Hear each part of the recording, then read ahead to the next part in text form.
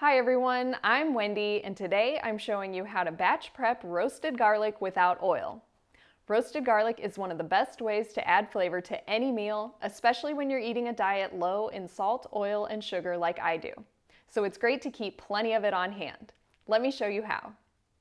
First, you need to prepare the bulbs of garlic by cutting the top off to expose most of the garlic cloves. If you cut too much, you'll be wasting a lot of garlic, but if you don't cut enough, you might not expose all of the cloves. It doesn't have to be exact, just do your best. Then traditionally, people will wrap each bulb of garlic in foil and roast it in the oven.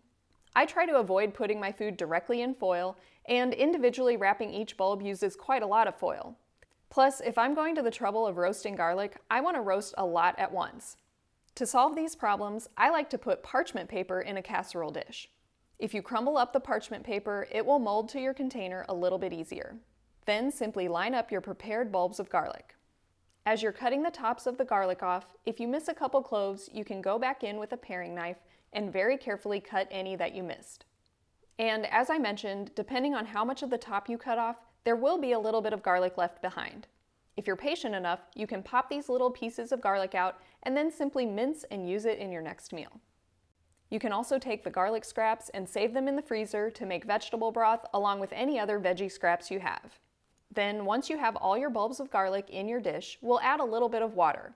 Traditionally, garlic is roasted by pouring on some olive oil, but I prefer to cook without oil. If you don't use oil, you risk the garlic drying out, so the water keeps it moist, steaming the garlic.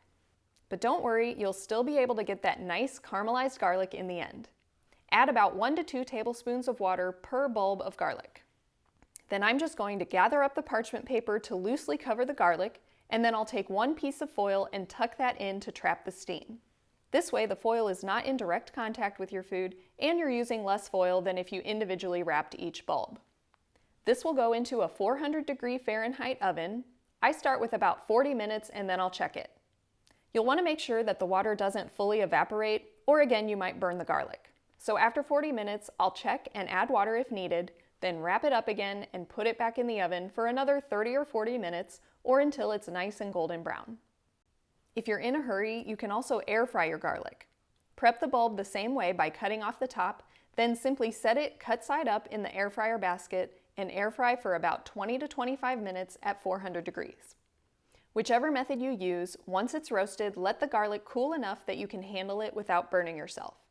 And then you'll simply squeeze the garlic out of the bulbs. It's sort of like squeezing toothpaste out of a tube. And I'm just putting it into a glass storage dish, and once it's all in there, I'll mash it with a fork and mix it all together so it's ready to use in any recipe. I love using roasted garlic in my hummus recipe, which you can find in this video, which I'll link in the corner on screen here. Simply swap out the raw garlic in that recipe for about a tablespoon or two of roasted garlic.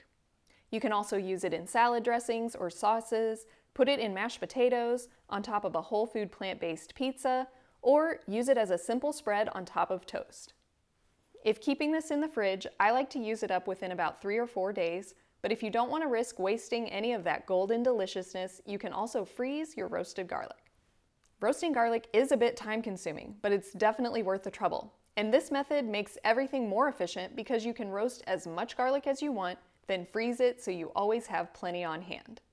I put about a tablespoon in each section of this little silicone tray. Then, once it's frozen, you can pop the cubes out and put them in a freezer Ziploc bag or a freezer-safe storage container. Hit the thumbs up if you love roasted garlic and drop a comment below to let me know your favorite way to use it. Thanks for watching, and I hope to see you next time.